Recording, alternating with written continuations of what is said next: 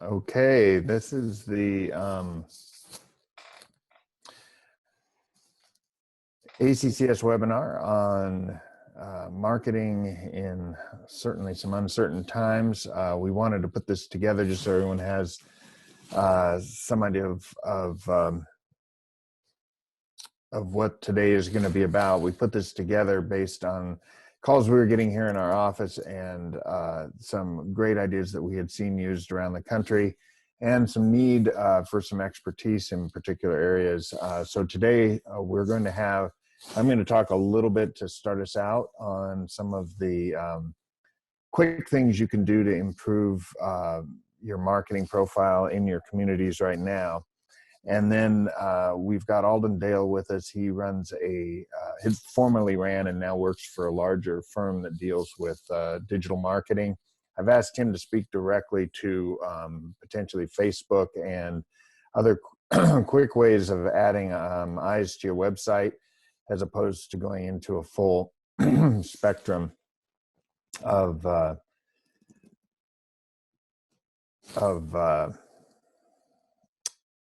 electronic marketing tools. So he's going to talk about that here in just a little bit. And I've got Richard Halloran with us, who has done some things with virtual tours. So Alden, I know I may go to him first just because he is taking time off of his day job to do this. Alden, can you unmute your video and let me know if you're there? Certainly am, David. All right, thank you. Video unmuted. Okay, so I'm going to introduce Alden real quick, and we'll go straight to you so you can get back to your day job. Alden works in the field of digital marketing and has done work for both the association and for the Ambrose School. I've asked him, like I said, to speak specifically. I'm going to try and do this somewhat as an interview, but speak specifically about what kinds of things are possible using some of the social media platforms like Facebook, Instagram, those sorts of things. Some of this may be rudimentary to some of you. I certainly am anticipating that a number of you already do social networking. I think what we're trying to do here is move our normal word of mouth operations online, since people aren't talking about your school in church or in another setting right now. So Alden, first, could you just open up by talking to us a little bit about how to increase sort of the spheres of influence that existing parents at your school may already have online? Yeah, so to dial it back just a little bit to that, I think social is a unique tool at this time for what we're trying to do because of, like you're saying, David, we have parents that are already engaging with us on there. I know a lot of the schools represented here today invest quite a lot into keeping your Facebook and possibly Instagram and other social media presences up to date. And because that's a pretty major time investment, I kind of wanted to come today and share a little bit how to leverage your current engagement, both with your parents, and also talk about ways to drive new engagement, both with using social to drive more social engagements, but also particularly to drive broader engagements with your website and with your school as a whole. Dave, would you mind if I shared a couple of slides and stuff real quick? No, that'd be great. Just take it and run. Sounds good. I think you guys should be able to, let's see, should be able to see my screen, hopefully. If not, somebody please scream at me. But kind of looking specifically, I want to take an opportunity to talk through paid social media advertising. If you guys are on there, if you're managers of your pages social media, you'll see those pop-ups from time to time. Facebook's sending you, here, use your $50 in ad credits, promote this post. I'm sure you've been hit with that kind of messaging. You may or may not have experimented using it. Your school might use it regularly. You guys might not use it. You might be a little frightened of it. You might have found it's a great ROI. But I kind of want to talk through and use today to look at some of the things we can do with it and some of the things we can't do, specifically with schools right now that may be struggling to get tours and enrollment inquiries and the kind of things we're usually seeing during this season that are going to impact next year's class sizes. What can we be doing to, bump those up a little bit with people not wanting to go out of the house?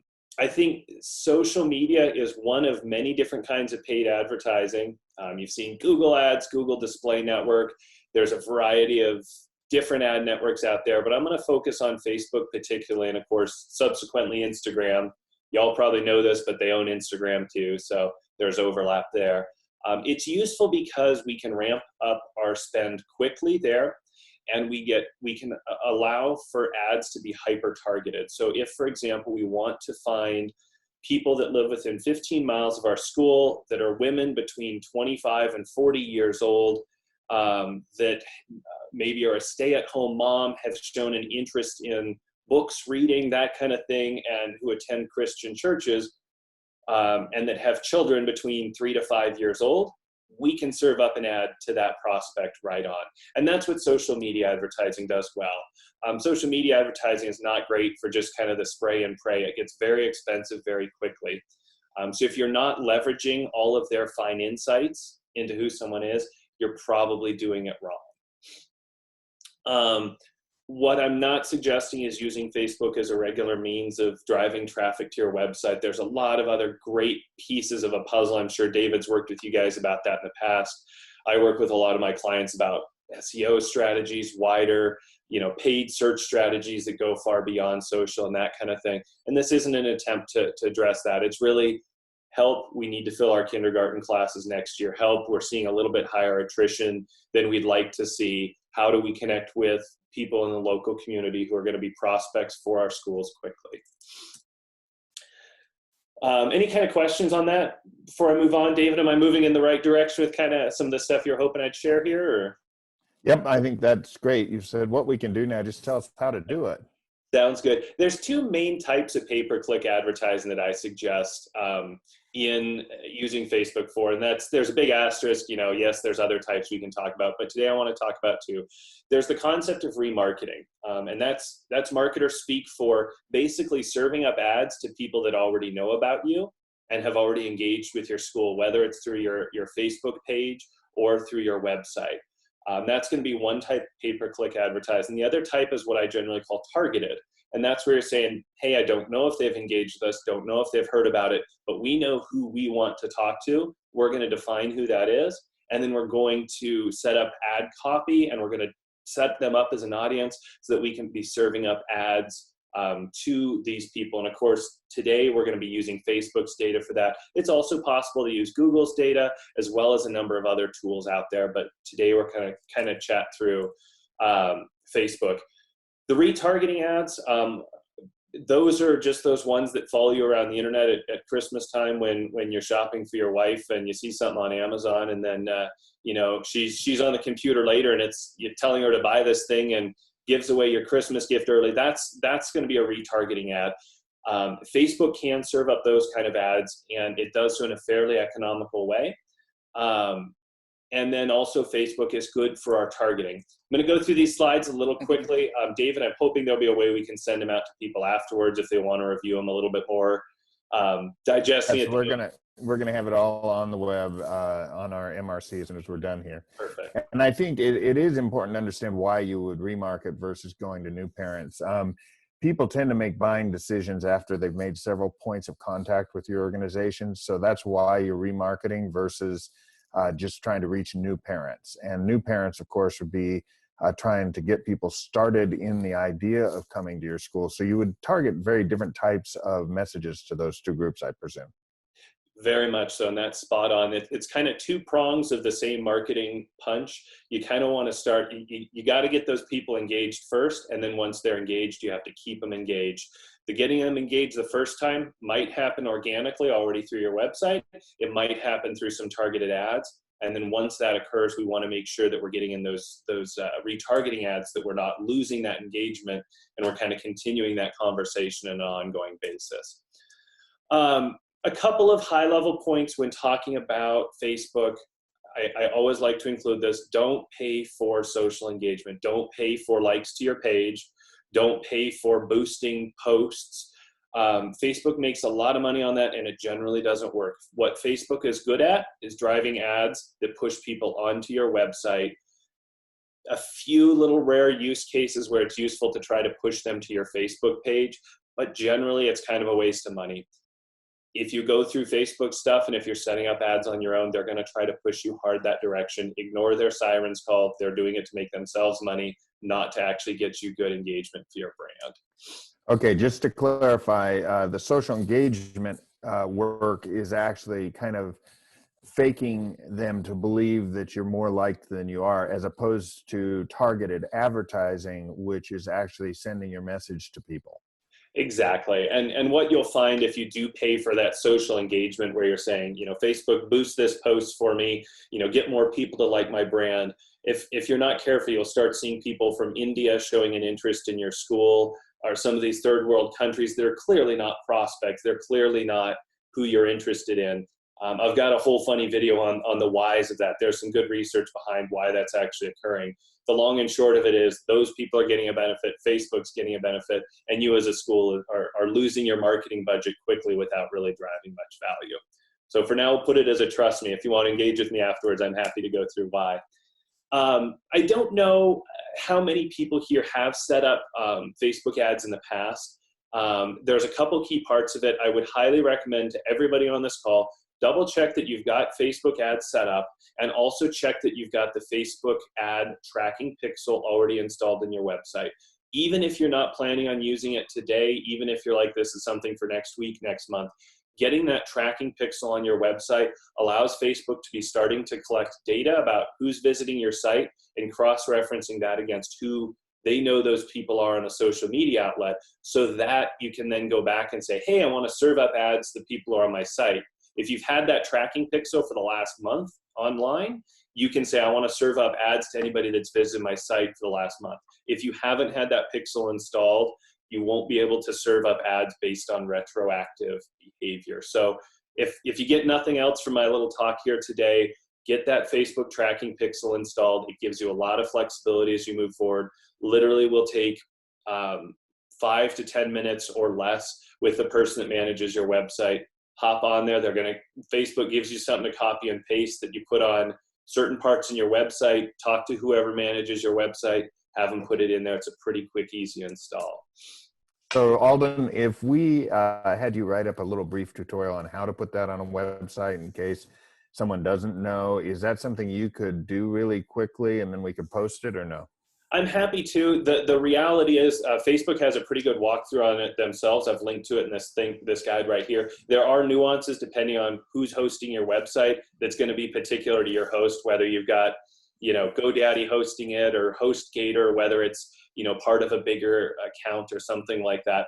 The part of it that I can help you with is already here. But if you do run into any problems, I'll say this, my contact info can go out with this email. And if you guys do have questions, don't hesitate to reach out. But Facebook's got a pretty good walkthrough on how to do it as well. Great, thanks. Yeah. When you hop in here, you've got your pixel installed. You're kind of ready to go. You'll put in a credit card. That they make you put in a credit card number before you get to this page. Keep that in mind. They're not going to start charging you till you go ahead and turn some stuff on, so don't get scared. It is a little bit of a daunting interface if you've never been in here before. If you're not a marketer, if you're not used to doing pay-per-click advertising, getting slammed all of a sudden with this giant set of buttons and clicks and impressions and results can be a little bit overwhelming. So I want to take just a couple minutes to walk through what this interface is and how we can leverage this to getting our first ad or two online. Basically, we've got kind of 3 levels of hierarchy in Facebook. It's got what's called campaigns, it's got ad sets, and it's got ads. At the highest level, campaigns are basically saying a whole bunch of ads that are rolled together with a single goal. So this might be something like kindergarten recruitment.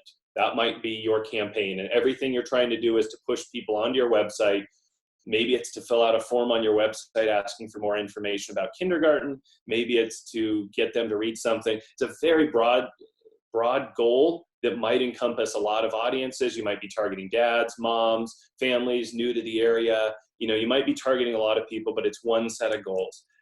That next level down, the ad sets, this is kind of a single target budget and schedule. So this is saying I'm going to put $100 to trying to reach out to dads. I'm going to put $400 to reach out to prospective moms.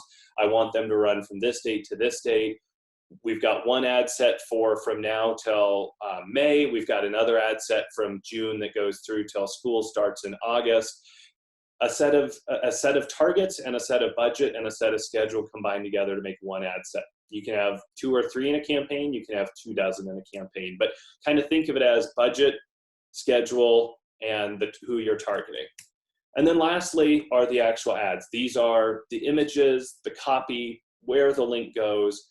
These are kind of children of those ad sets, one ad set. So again, we've got our moms for kindergartners for next year. They might have 10 different ads. One might be meet the kindergarten teachers for 2020. One might be, get to know what it's like as a new student, something like that. Each one of these is going to be an ad within that ad set. And so that's kind of your hierarchy, and it helps to understand that, be keeping it in mind, because it can get a little confusing as you spend time going through Facebook here. Creating ads, once you understand kind of what we're doing and walking through the process, there's a lot of options, a lot of buttons, a lot of choices, but there's some stuff that if you just follow a few basic best practices can get you started and online. I'm going to first walk through an example, creating a new targeted ad. We're going to set up an audience based on some targeting criteria and kind of walk through what that looks like. And then we'll talk about that other part, that retargeting, in a few minutes here. You always want to be moving. This is again where I said that don't try to pay for engagement, don't try to pay for video views, just pay for traffic to your site. That is really primarily what you want to drive with Facebook. As you get better and better, and if you get somebody that's managing this full time and knows what they're doing, there's ways to leverage some of the other options effectively, but for the most part, traffic is probably your main thing you want to set up. The defining the audience is really kind of the backbone of targeting. This is why we're paying Facebook so much more money. If you guys don't know, an ad on Google tends to be a lot cheaper than an ad on Facebook. And the reason for that is Facebook ads, you can access really specific data. And so this is the part where you really want to spend the time with it. Couple of warnings. Facebook tries to have you make the biggest audiences possible. They want tens of thousands or even hundreds of thousands of people to be in your audience. The reason is if there's hundreds of thousands of people in your audience, they can serve up your ad way more times, they can charge you way more money, and it's basically profitable for them. What really works for schools and for the model we're talking about here, we don't want to be hitting everyone within a 15-mile radius of our school. We want to hit a very specific subsegment of that.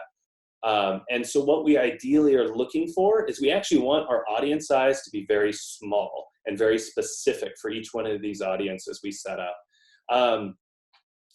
There is a point where if you get too specific, Facebook will not let you publish the ad. They'll give you a warning about that. If there's too few of people, if you're saying, hey, I want people that have shown an interest in Jane Eyre, who are classical musicians and like at least one of these 3 woodwind instruments, are Christians, are whatever, that you can get too specific and they'll actually cut you off. But generally, if you're doing it right, you're going to have that little dial meter way over towards the specific. And Facebook will be throwing you warnings about the audience is getting really small. You should probably expand it. Don't. The more specific it is, the better your spend will be and the more effective it will be. Some high-level options. Use the distance. This is your primary one. I'd recommend for schools probably 15 to 20 miles, kind of depending on the commute in your area, what it's looking like.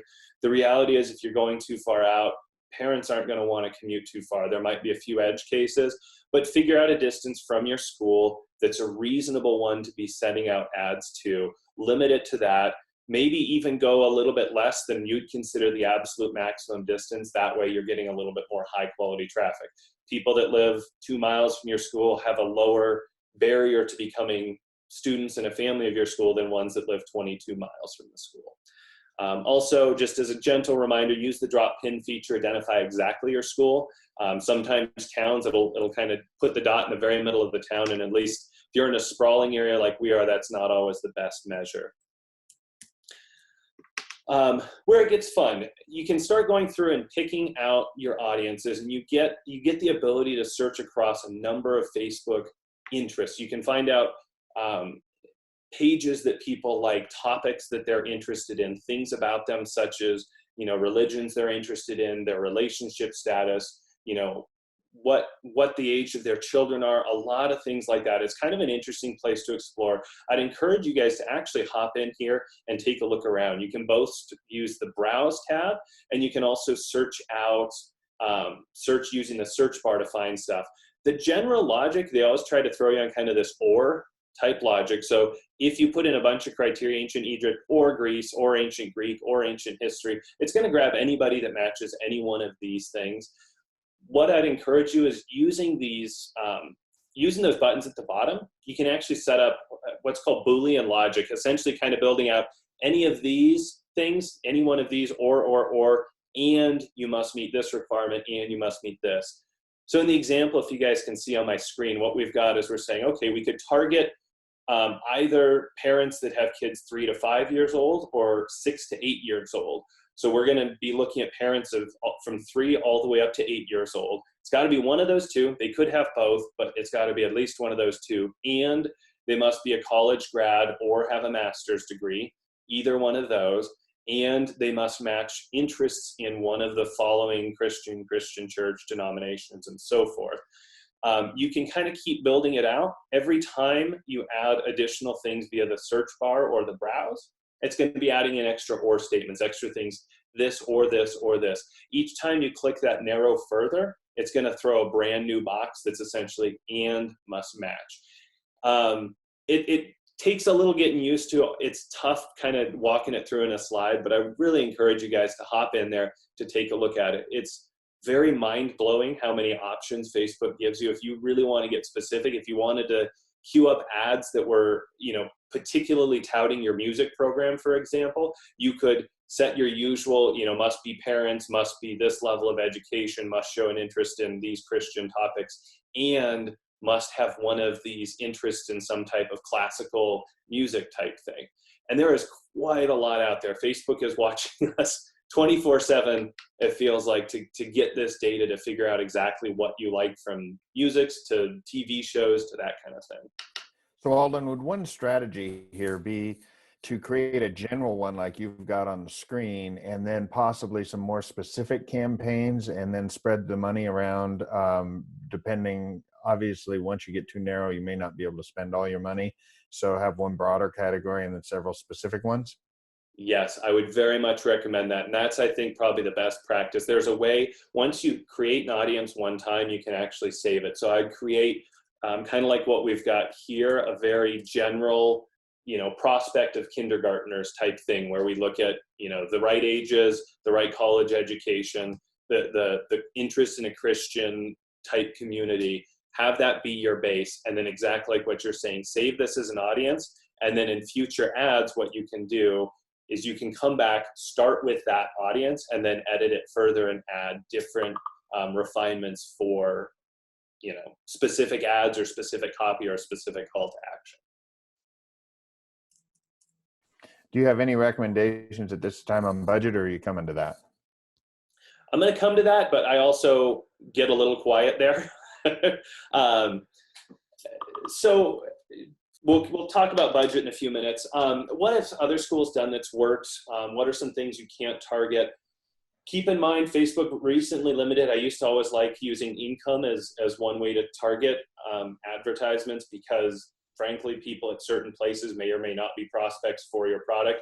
In you guys' case, if someone can't afford tuition and it's just not possible, it doesn't make sense to be targeting them with ads. That being said, that one did get cut off recently. You can get a little creative and you can say, what are proxies for some of these things I can't advertise to?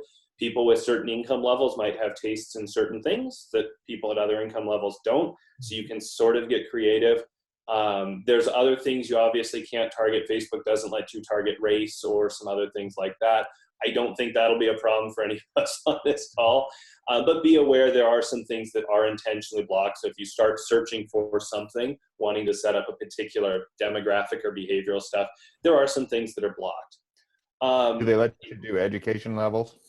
You can do education levels. You can get that. It's fairly reliable. It bundles people into, the one I usually like to do is the college grad or the master's level. You can also pick out, associate's degrees and that kind of thing. You can get fairly targeted, and they haven't, for some reason, blocked that one yet. It hasn't been decided to be discriminatory. So that one's one that's I've found to be a good one, especially for, it just seems more likely that college-educated parents are more likely to pick an ACCS school than not. Or at least it might correlate to their income at some level. Exactly. And again, that's a good proxy for some of those things. In terms of the wider discussion around, what have other schools done that's worked, I think that's why it's great. We've got a big group here.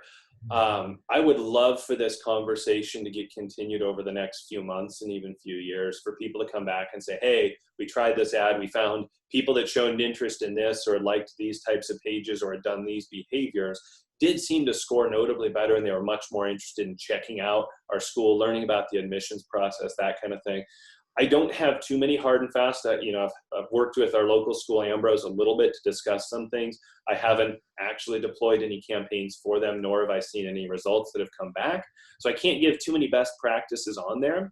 But I would say if you start by taking a look and saying, going through some of those entrance interviews, going through some of the notes from the people that do the admissions process, and saying, what are the common trends? What are we hearing from the parents? What type of people are they? And kind of building out a ideal customer profile, the marketing speak for, but really figuring out kind of what are those blocks of people that we usually resonate well with, and how can we define them in terms of the attributes that Facebook lets us access. Yes, I think a good thing to do for that would be to put a form out there for marketing under administration, which I think we already have, but I will go ahead and make sure that that's populated. And maybe, Alden, if I get you a login to that, maybe you could jump in there and just contribute once in a while, and maybe that would help us pool what's working on these Facebook ads and this kind of marketing. Yeah, I'd love to.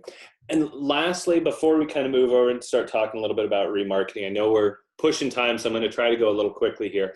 We can exclude people that have already liked your page. If you're building out a campaign that's designed to get new people in the door, get that Facebook tracking pixel installed. And what you can do is you can remove people that have already liked your Facebook page, which are most likely parents and families in your school. You can also remove people who have visited, like if you've got any kind of login page for your students, if there's any kind of pages on your site that would indicate someone's already a student, whether it's resources for parents, whether it's resources for students, make sure to take these and put these in exclusions. It does give you that ability, and use that liberally, so that way you're not serving up, hey, you should check out the Ambrose school to Ambrose families, for example. You would be kind of wasting your ad dollars to try and engage with them that way. So take a look. It's at the bottom. Once you define those audiences, you'll see that connection section. Use that liberally. One of the things that we have an advantage we sometimes forget about is that most of our parents are in our court and they're on our side. So if you ask them to like your Facebook page and let them know that that's so that you don't spend money advertising to your internal parents, they'll probably appreciate that and be willing to like you, and you get double bang for your buck on that. Yeah, that is an absolutely great suggestion. I forget sometimes that we've got parents who love us and care about us so much that they'll actually do that. Before I talk about ad layout, I just want to talk about the order in my slides is a little off, I'm realizing. We'll talk about the actual ads in just a second. Now, what about retargeting? This, of course, as I mentioned, is serving up ads to people who have already visited either our website or our Facebook page in the past. The Facebook page, not so much useful to us, just because I'm assuming there's going to be a lot of parents there. But once we get that tracking pixel installed, let's see, blah, blah, blah. What we can do is then we can create a custom audience based on people that have visited certain parts of our website. So instead of coming in, you recall this audience screen that we looked at before last time, we came down here into the detailed targeting and we put in interests and likes and things they did like that. Instead, we can create what's called a new custom audience. And that's going to allow us to say, okay, where are you going to get this custom audience? You get the custom audience from our website. And then it brings open this object and it says, include people who meet any of the criteria. And so what you can say is people who visited specific pages in the last so many days. So for example, if you've got a thank you page from people that sent an inquiry in about the school, you can target all the people who visited that page on your website with ads later that day, later that week on Facebook. You can do it if you've got, for example, like a /admissions page, something that would be the place that people are checking out the school and thinking about going there. The pages that they visit, you can say, I just want to serve up ads to people who have visited this /admissions page. So all you'd have to do is you could either specify the exact URL, or you could just put the URL contains some words like this. Can get really creative, and these ads tend to be much cheaper. They're usually about a third to half the cost per click as the ads where you're targeting someone net new. On top of that, there is a lot of value with these ads, even if the people aren't clicking them. If you go to a school's page, you're interested, you're learning about the school, you're reading through, you go to their admissions. Later that night, you're on Facebook, you see a cute picture from the school with some kids, kindergarten kids all sitting around doing a project together. Even if you don't click it, as a marketer, I can absolutely guarantee you that had a slight impression on you, and that slightly left a positive feeling in your head. If you add a series of those together, it can really make a big difference for having someone be thinking and taking your school as a serious option. The more touches and the more visual times you get in front, even if they don't click, the more powerful it gets, knowing that that person was interested in the first place. With retargeting, you can get really creative. I would suggest doing things like figuring out parts of your website that current families visit versus figuring out parts of your website that prospective students and families visit. Have those set up, have the current family set up as a list in Facebook that you can use as an exclusion list. Have the prospective families set up as a list that you can serve up ads to. You can even get really, as you build this out over time, you can say, hey, we saw that they were looking at pages that indicated more of a grammar school interest versus pages that indicated more of a high school interest. And so that way the parents of a high schooler maybe that's new to the area get served up ads that show high schoolers, dissecting a cat, as opposed to pictures of little kids, doing colorings together or something sweet. You can actually really start to look at your web behavior and kind of get your ads split out and do different audiences based on that.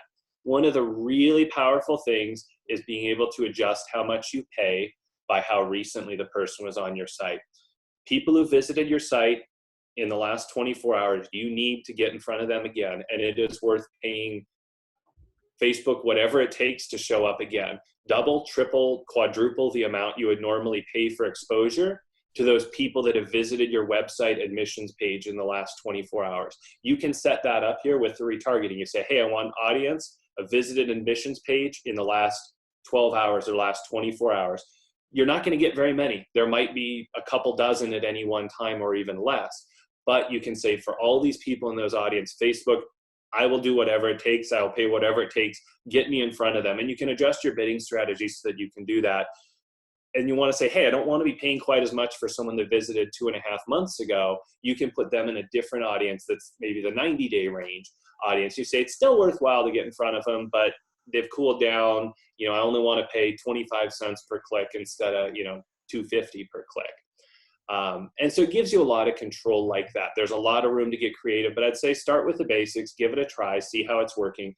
Probably start with your /admissions page. I think that's probably the best one to kick things off with. Before I talk about Alden, is it possible to target people who visited a competitor's site? Not easily, unfortunately.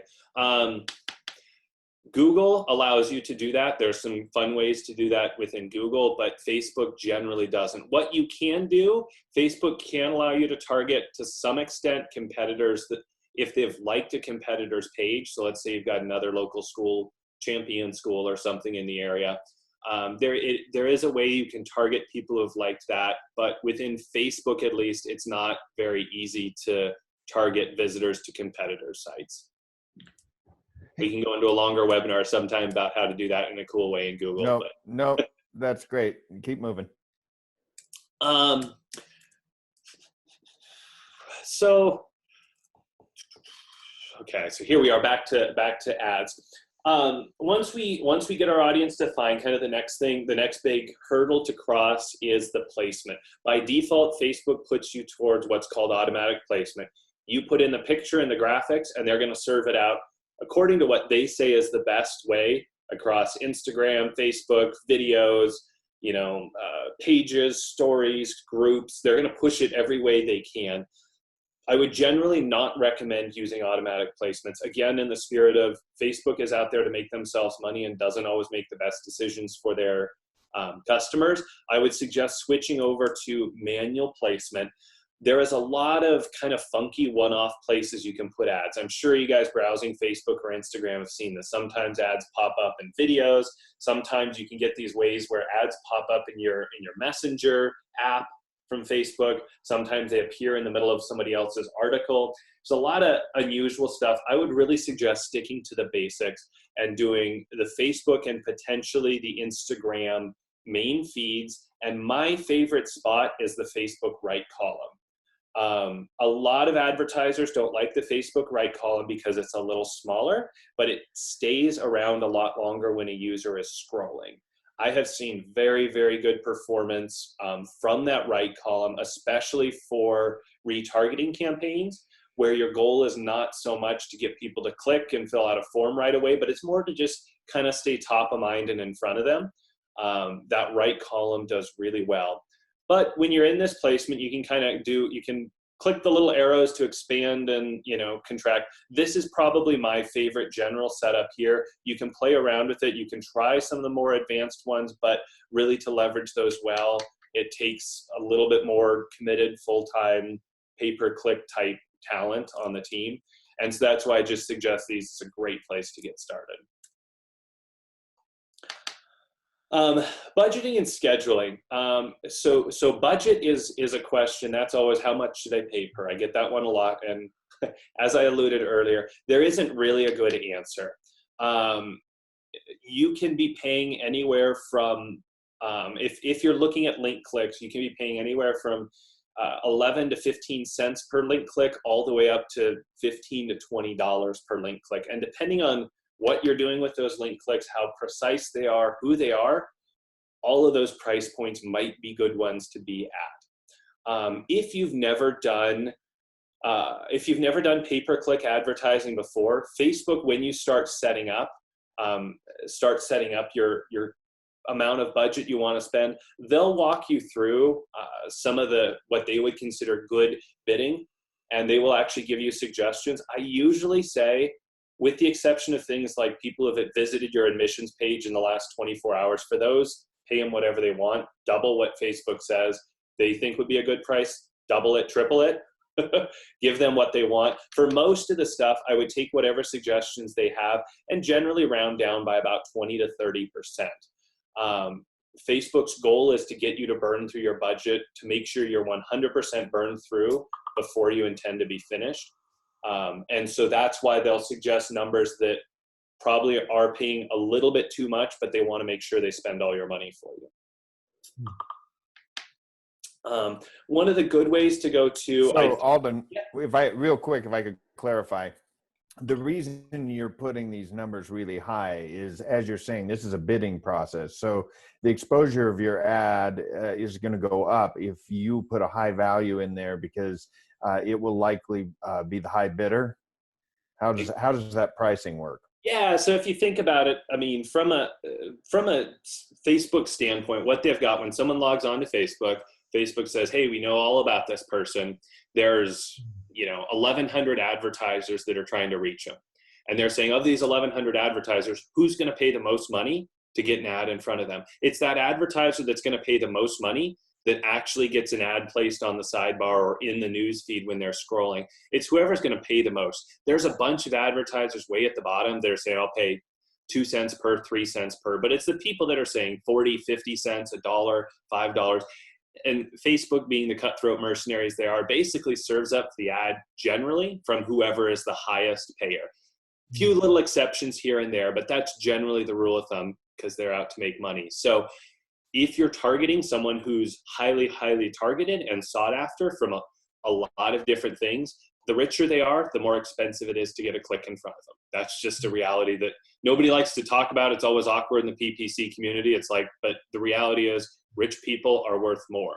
You're going to pay more to get in front of richer, better prospects. If you're selling consumer goods, it makes sense to do that. For a school, it may or may not. But the process is you tell Facebook, here's how much on average I want to pay to have my ads served up. If you put too little, you'll find that Facebook just doesn't serve up your ads. If your audience is too small and you're not paying enough, Facebook simply won't put those ads in front of people. If you're paying too much on the other side of things, Facebook will happily serve up your ads, and you will burn through what was supposed to be a 24-hour budget or a 1-month budget. You'll burn through it in the first 10 minutes of your ads running, because Facebook's so excited. They're like, oh, this guy's paying $8 per click. Everybody else is trying to pay 14 cents per click. We're going to let him do all of his and get that out of the way first. So it's a little bit of a dance. I would suggest starting with whatever they suggest. For most ads, rounding it down just a pinch below their suggestions. And then the cool thing is you can watch it as it goes on. And if you find you're hitting the end of 1 week and your 1 week's budget wasn't spent, ramp it up a little bit, play around with it. You'll find the more engaging an ad is, the cheaper it is to run. The cheaper each click will come. And that's Facebook just saying, hey, people seem to like your stuff. We're going to make it cheaper for you. The cheaper a person is to reach, the less interested they are to most companies, the less you're going to pay to get in front of them. So there's a bunch of stuff that goes on in the back end there. I do suggest setting lifetime budgets for ad sets.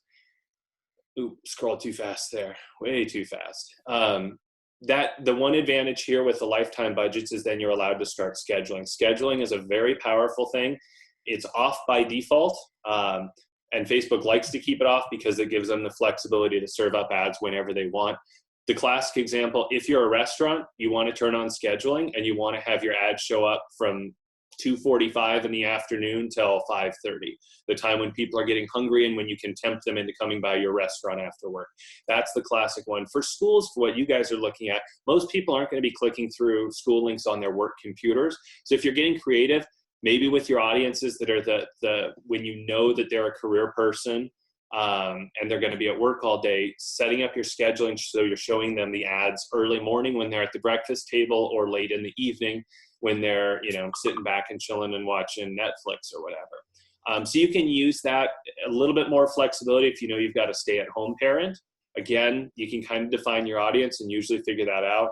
I don't know if I want to say it's the desperate housewives interest that's the giveaway, but you may be able to pull off some way of looking at interest to figure out, who's available midday to actually engage with your brand versus who's going to be only available in mornings and evenings. But take advantage of that. It only shows up when you set a lifetime budget. If you're trying to go day by day, they won't let you turn on that scheduling option. So we've got Richard Halloran coming up here pretty soon. Alden, how close are you? Honestly, I can send out the rest of these slides. We talk a little bit about ad options, best practices. It's really stuff I've discussed before. You're pushing people through to your website is your number one goal here. Couple things I can touch on tracking. Work with whoever manages your Google Analytics, get it lined up. You can take a look at these slides and go through them. And that's really about it. That's really the basics here. My goal, start to finish, if you go through this guide, you work through these slides, you should be able to get some basic ads rolling in probably 2 to 3 hours from when you get started.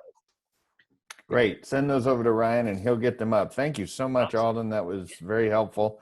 You're welcome to stick around if you want. Otherwise, we're going to do some things with Richard Halloran down in Houston first, and then I'll come back and talk a little bit about websites. It'd be great to have you if you're still on at that point.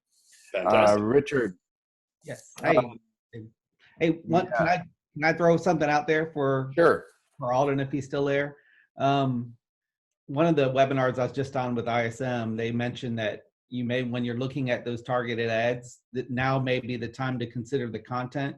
You don't want to keep your normal ads because they could be considered insensitive, and instead look at ads that emphasize empathy and we're here for you type messages, safety, empathy, just to so that parents aren't looking at this and feeling like you're out of touch with what's going on in the broader culture with the coronavirus.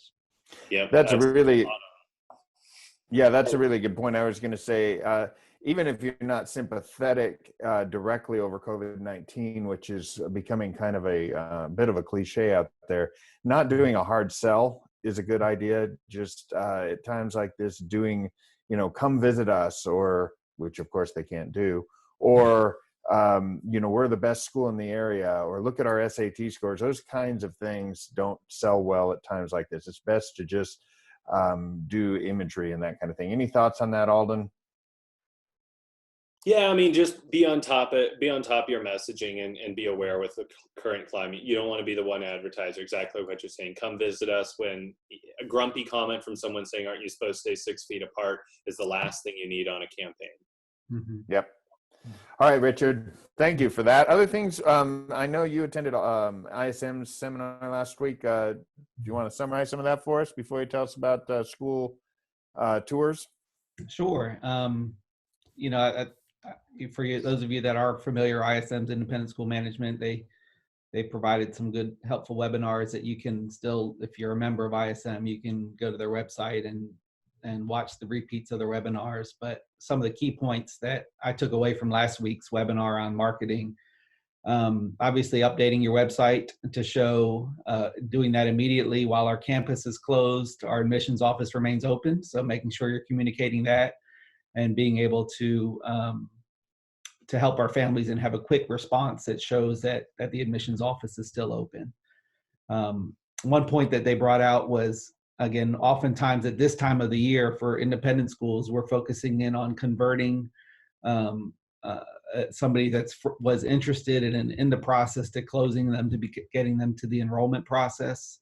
And they said during a crisis, now is the time to think about audience expansion and not focus so much on converting them to an actual student. That now is the time to increase your email database and continue to get the message out to a broader audience. Couple of other key points that I've been thinking through as our school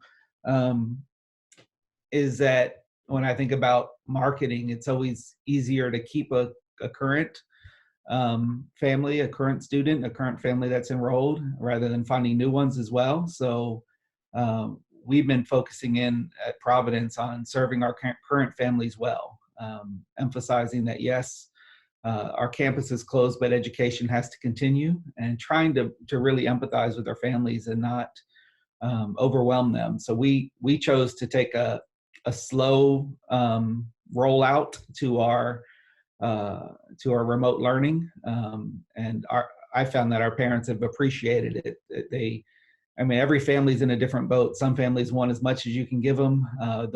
A large number of ours are a bit overwhelmed, so they're finding it helpful that we're not, they're not drinking water from a water hose as we've given them more and more content. So we just really tried to take what we learned and picked up at last year's ACCS conference and the leadership conference when you guys had Chick-fil-A there. What does second mile service look like in this current crisis? So we've been focusing in on that end and saying, what does it look like to go above and beyond and to serve our current families? So for example, a couple of things that we've done,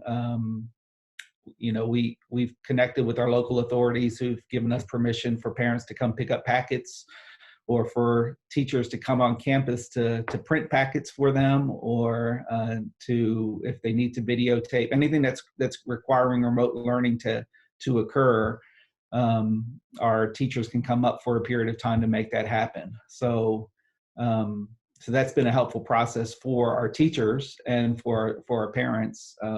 Last week we had our parents come. Several of our math teachers wanted to get a new packet out, and we set it out for our families to get. And those that weren't able to come get it, we drove it out to their homes so that they would have the resources in hand. And by and large, what I look at, our parents are talking. They're not talking so much socially at the churches, as Alden said, or David, one of you two said, but they're talking on social media. So the more we can create raving fans of our current families, the more word of mouth goes out, and they get to see that we really do care for what's happening in their lives. So. That is just great, Richard. I really like that idea that you're doing the second mile service by driving it out to their house. I know it's really a challenge at times like this to, most people are aching to get out, but so you'll probably get most of them will come get them. But for the few you drop it off to, that's really going to be a talking point. I've heard of other schools going out of their way to try and work in some social activities online. One that will probably do something on community here in the next couple of weeks, but one school's doing an Arnia feast that is set up to be done with each family, but it's a communal activity. So those kinds of activities, I think, too, that second mile service will be, really valuable there. So Richard, could you talk a little bit about your virtual tour that you did? One thing I really liked about it was that when I thought of virtual tour, I thought, oh man, that's going to take a lot of work. And this was kind of done, in one single shot or, not, pretty easily with your admissions person. It was pretty authentic. And I think at times like this, authenticity plays. So why don't you talk a little bit about that? And of course, we'll have a link to that video on the materials that follow out from this webinar. Sure. Yeah, our admissions director, Alicia Williamson, she put together a quick video. She did it literally. I talked to her, she and I talked about the idea. The next day, she had her 8th grade son out with her. They had watched a video on YouTube, a 10-minute video on how to do this video and how to use iMovie to edit it and put it up. And the next day she was out, and by the end of the day, it was up on our YouTube channel. So she walked our campus just like she would do a typical tour, with the exception of students aren't here. But she went ahead and walked through the whole campus, stopped along the process, just giving a personal touch to the video. And then after she did that, and maybe I think the one thing David and I were talking, the one thing that I think I would tweak a little bit would be maybe to instead of right now, because the campus was empty, she was just walking through the campus by herself. But if I knew a teacher was going to be up in the classroom, maybe videotaping classes, we're using Microsoft Teams. So if they're using that, and I knew a teacher was going to be there, I would maybe plan on her stopping by that classroom, keeping social distancing, but saying, hey, look, here's one of our teachers who's taping a video as we go to remote learning. And it would, I think, speak a little bit more to prospective families that look, this school's on top of it. They're addressing it, and their teachers are committed to it. So what we did after she videoed, go ahead, David, you got a question? Or? Well, I was just going to really reinforce the beauty of what you did, I think, and I think that added mention you had of maybe having a teacher or two around to break it up a bit, was that it was done in a day. And timing is going to be everything on this, because right now we're in the phase of still trying to figure out what it means to stay at home. But it looks like we're in this for at least another 30 days of staying at home. And people are going to want something to actually, as they continue to proceed with their lives, they're going to say, okay, what can we get done while we've got this time? And one of those things might be finding a school for their child for the next year. And so having those kind of resources at the ready in the next week or so is going to be imperative. And I think the way you guys did it was great. So you can go on. I just wanted to really mention to people that sometimes speed to market is better than perfect. Yeah. Yeah. We had, so we had 13 tours scheduled that week. And so that was 13 families that didn't get to come out. So we wanted to quickly touch base with them. And so speed was critical. Once we did that, we have a YouTube channel. There's 3 different ways you can post your video on YouTube. You can open it up for the public, you can do it for private, or you can set it up as an unlisted link. So with the unlisted link, that's the way we set it up. We have videos done by professional media company that we didn't want this video right next to that, because we want the professional ones listed on the public one, but we also didn't want it to be a private where somebody coming in would have to have a password to come in.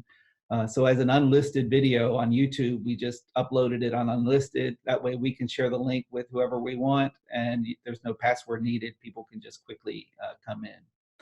And then we use HubSpot to track it, to see who's opened the email, who's clicked onto the links. All those 13 families that were scheduled for the tours, excuse me, had received an email from Alicia saying, sorry, we missed you. Here's what you would have seen had you come on campus, except you would have also seen a bunch of students. And then she's now able to track did they open up the video? Did they click the links? How many times did they click the link? And then she's able to follow up with it. So while we had that as a quick video, the other thing that we've done is trying to really leverage videos that we've already created. So at our school, we have evening previews sometimes, and we don't have the kindergartners come out for our evening previews. We just have a video of them doing their Psalm 8 recitation or their phonograms. So we use some of those videos now and add those, other links to those parents. If we knew that they were interested in kindergarten, we'd send them those videos. I've seen another school actually found out that they're not able to go. They're just not allowed to go onto their campus right now. So what they did was take those current videos that they already have leveraged and added that to their website. So it's a virtual tour without even having a live tour. They just did it grammar stage, logic stage, rhetoric stage, and had videos of each. So at least there's getting a feel for each of your areas. So that's another way to do it. So. Great. Well, thank you, Richard. Stay on here in case anything else comes up. Did you have any other remaining thoughts you wanted to leave with us? Yeah, there were some quick tips that I picked up as well from several of the webinars I was in. Providing assistance, again, trying to create raving fans. One of the things that we've done is we started doing this quick 1 to 2 minute videos of how do you just a quick FaceTime live or a live video that we're posting, and saying how do you do this at home? Here are some quick tips. How do you have a separate school space in your home? Blogs, of course, are always important. It can be difficult to think about how do I get content for a blog while I'm trying to get remote learning up. ISM had some great ideas on that. Crowdsourcing a post was one idea, where if you just have one question that's relevant and you ask that one question to 5 teachers or to 5 families, hey, what's the biggest thing that you're doing at home now that's helping? And then you just compile the 5 answers, and that becomes a blog post. So it's rather simple. It's not something that takes a whole lot of time. You can also do the same thing with an interview post, where we just ask somebody that's a teacher, how's it going in the interview process, and we just interview them, and then that interview becomes part of a blog. We're also talking about now doing a virtual Q&A with admissions and the principals. So since you weren't able to come to a school preview, here's a virtual Q&A. So any questions that you might have had at a preview night or preview day, here are some answers. So along with some of the community events that you've talked about, are some of the things that we're looking at. We're right now, we're talking about using Google Hangout and because right now students can't shadow. So what would, let's try to get them introducing to some current students. So how do we maybe get some upper school students to do a Google Hangout with our student council members, and maybe, just hanging out for 30 minutes or an hour just to get to know some of the students on our campus. Excellent. Well, thank you for that. And stay on in case you have some comments. I'm going to run down. I know we're a little over time, but I think this has been pretty valuable, and I want to just hit some fast points that really we can send out to everyone to hopefully help with boosting enrollment here. I came up with some of these, and of course, Alden and you guys are welcome to pitch in. The first is don't forget the basics. I often tell schools to be sure and spend a little time, energy, and money on your front entryways, because that provides your first impression for any parent coming in, and make sure that the right things are hanging up there. Well, right now, the equivalent of that is your web page. And of course, it's always that, but your web page gets a little abuse sometimes, because nowadays social marketing is all a whiz and there's all kinds of stuff going on. But really, it's still your front entryway. Everybody who's going to come to your school is going to land on that front of your web page. So one of the things that I've seen a lot of schools do is that they don't really think through how that web page should look for your prospective parents, which is really the audience you need to have for your primary web page, as opposed to your existing parents. Now, it isn't bad to have some existing material for parents on whatever the last event is, or how you're handling COVID-19, or what the remote sites are, but don't make that front and center. Put it down pretty far. And the reason it's on there isn't to tell your current parents anything. really. It's there to show people who come to your site that you're a living, active, breathing community that has things going on. It's not just a dead site. So that's the first suggestion I would have. The second is, I've seen a lot of stylized, screens of red or black on top of images, or a lot of videos that take a while to load. And I'm kind of a fan of simple web images when it comes to landing on the front page of your website. Something that immediately has kids in some structured environment smiling and loving learning, something that just immediately tells the parent, I like to go through the exercise when it comes to web pages of what I call nanoseconds. Of course, it's not really nanoseconds, but it's probably close to microseconds in how fast the brain processes what it sees when it hits your website.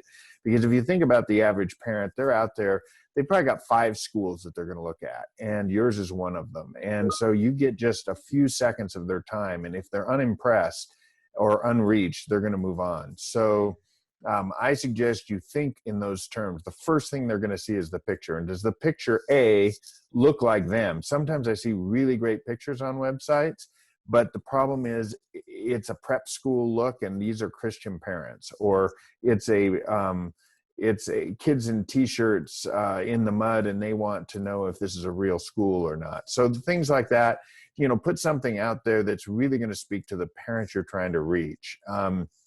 And then the next comment I would make is have just a couple of messages, a couple key messages. Some of the basic things we forget sometimes, like Christ-centered is often, when you look at what parents are typically doing, the category we're playing in is Christian schools. And yet, because we're classical, they may wonder if we're Christian. So having, the words Christ-centered, pretty obvious and pretty easy to find. Maybe a couple of other messages. Maybe if your school is about academics, or maybe some other things, just a couple of key messages that are targeting your core audiences that Alden talked about earlier. I think give parents quick access via the website and obvious access to the things they want to know. I will guarantee you that in the top 3 things that new visitors to your site go for, it's tuition. They want to know what your tuition is. Don't hide that where they can't find it, because if they can't find it, they'll assume worse than it probably is. They'll assume it's too expensive and move on to the next place. So put that and make it easy to access. And then to the point of what, this is the last point I'll make here, Richard said earlier, especially at a time like this, parents really want to know, okay, so this is the face that you're putting on your website, but they all know that a good website is a function of a good web designer, not really a great school.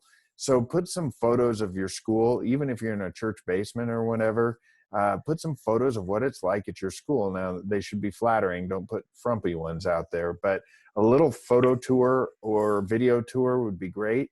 The simpler, the better, the easier and the faster to get at it, the better. So that's my quick takes on the web page and how to deal with that. And of course, make sure that they can get an email and phone number quickly. I'm not a big fan of pop-ups that land on asking for data from people. They don't want to give that yet. Maybe do that further in. Any other thoughts on that? I don't know if Alden's still out there, but any other thoughts on the web page? Rich? No, I think just keeping it up to date. Now, we, similar to what you said, we have a quick link to all the updates that we've done on the COVID-19. But again, it's a spot where they can go to, but it's not the focal point of our website. But to David's point, it shows that we're being sensitive and that we're dealing with it and addressing the situation, and that we're communicating. Yeah. Thank you much, Richard. So my next point I wanted to make really quickly is take this time with a little bit of downtime. We know that we've got some resources sitting on the sidelines right now. If you've got any time to rework your brand a little bit, now might be the time to do it. I'm not suggesting that there's a reason to do that, but if your actual logo and your branding, like the words, the bylines you're using, are a little tired or outdated, you might want to try and update those right now while there's some resources available. I keep it simple. I recommend schools not use their mascot if possible in their logo, just because That tends to communicate a conventional school, and our classical schools tend to do better when they're positioned with parents as more of an academic institution, and that tends to fight mascots. So those are just some ideas real quickly on rebranding. And try and make your bylines mean something. One thing that I found a lot of schools doing is they'll do things like educating one student at a time or something, and those kind of pithy sort of practical, they're so overused, they don't mean anything. And what they're probably communicating to your parents is that you don't have very imaginative marketers. So try and come up with the words that actually on your byline convey something. And remember that it's not the initial meaning that's going to be conveyed. It's kind of, think through parents' eyes and see what they're really going to think. If you say academic excellent Christian environment, they're going to think, yep, that's just like every other school. Next. So you gotta come up with something in your branding that really sets you apart. Next one I had is plan ahead. We're going to have to do things differently this year. We've normally, for example, our school shuts down in July and August, except for just skeletal staff.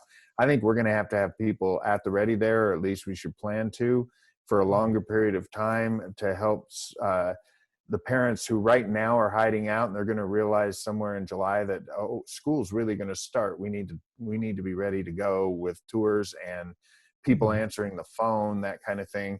I would also recommend that if you haven't already, find a way to forward your office phones into somebody's house, if it's *72 or whatever, so that phone isn't just going nowhere right now. You want to be picking up those phone calls. So even if you have staff on there part of the day, I'm a big fan of an 8 to 5. Remember that what Alden said earlier is really true. At a particular, point in time, parents may either want to reach you earlier in the morning or later in the afternoon. And when they call and you're not there at 2 in the afternoon or 4 in the afternoon, that may not be a good thing. So try and get those phones forwarded somewhere so that at least you're getting some answers. And then don't forget to keep your admissions process robust at a time like this. You may don't let people forget to check the inbound emails and things like that, and get packets out as quickly as you can. Get those packets spruced up so they're looking sharp.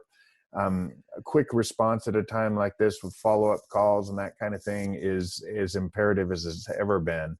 And remember, when you're dealing with schools, tuition is an expensive thing, and it takes it's more like buying I always mention, the marketing tips we often take in the marketing world are from brand, kind of big box marketers who are selling things on billboards and down the street, $2.99 lunches or whatever it is. We sell things that are closer to like a corporate aircraft. It's a high, long sales process, right? It's a very expensive item. If you think about what it costs to send a kid to private school for 12 years, you're up over $100,000 in all likelihood. Those kinds of investments need to have a really nice hand-holding touch. And so think of your marketing process that way as you go into this. So with that, I think I've tapped, one other final thing. Now's a good time. You got a lot of parents out there who may not have a lot to do. Encourage them to get on Google reviews and niche.com. I've heard from a lot of schools, niche.com is a really good place to get parents to go out and leave good reviews. Ask them to do that as part of this. That may help you. There's also private, great schools and private school review. A lot of those, work up an email and send it out and say, hey, if you're not doing anything else tonight, why don't you go out and give a few school reviews? That'll really help you when we come out of this, because the goal right now is, and I think Richard said this, is that when we emerge from this, we emerge in the lead, not being on our heels. So those are my inputs. Any parting shots from you, Richard? Yeah, two things. One, you just talked about the importance of forwarding phones. I ditto that. We're doing the same thing there. I would also say, in the context of remote learning, especially that are not just doing packets, if you're using Teams or Google or Zoom or any of those opportunities, make sure that your IT department, IT is really the most valuable person in our company right now. So in our school. So I am I'm getting her gift cards. I'm trying to do everything I can for our IT person to keep her happy. But she's, she and we've recruited another teacher that is not as busy right now to help, and they're getting response times to parents that have questions, trying to keep it within 5 seconds or so of a response time, or at least 2 minutes or so. So we're really focusing in on response time. And I'd say ultimately, at the end of the day, don't forget the teachers. Teachers are still at the front line of the educational experience and the student experience. So when I talked earlier about driving packets out, that's not the teachers doing it, it's admin. It's we have to make sure our teachers are now balancing teaching in a whole new way, having their own children at home often, and now shepherding the hearts of students and through computer and remote learning. So well, yeah, I would add to that, be creative. Your teachers may have a little more time than they had before. If you've got opportunities to do like a K through 2 or a 3 through 5, talk with the teacher online via Zoom and send that out to all your prospects and say, hey, we can't do video, we can't do tours right now, but we've got our 2nd grade and 3rd grade teachers are going to be on a Zoom call. And if you guys want to talk to them, go for it. It always was amazing to me. I would do tours of our school, and all the parents really wanted to do was talk to the teachers. Because as much as we administrators may think we're the center of it, the teachers are who the parents care about. So get the teachers on some Zoom calls and get them to be available to prospective parents so they can really get to know them a little bit. I think that would be a good idea. We're a little bit over time. I really appreciate everyone attending. We're going to put together a full marketing kind of page area, like I said, on both our forum and on our MRC and the library, so that we'll have a dedicated page to this. We should have that up by tomorrow morning with this material. Some of it's going to be coming up right after this. So thank you very much for attending. And please participate out in the forums and tell us what you'd like next, and we will try and help with any, anything that we can add to this conversation. So thank you very much, and we'll see you over there in the forums under administration marketing. All right, thanks. All right, thank you, Dave. We'll see you.